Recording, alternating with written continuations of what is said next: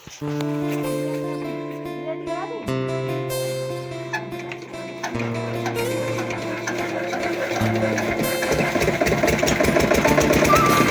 दोस्तों कितना मस्त एकदम सूरज दिख रहा है।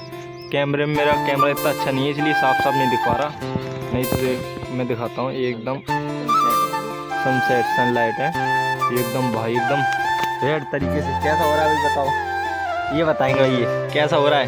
बढ़िया, चलो भाई ये एकदम भाई मस्त दिख रहा है यहाँ से नज़ारा। ये देखो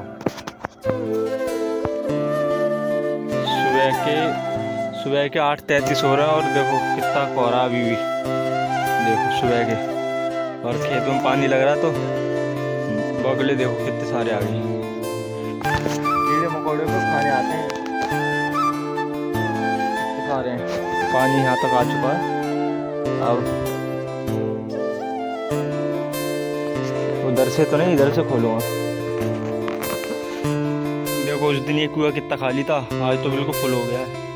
ये देखो वहाँ से वहाँ तक पानी, क्योंकि ये चला है ना कुलावा पानी 12, तो देखो बिल्कुल फुल हो रहा है खेत के मेल में।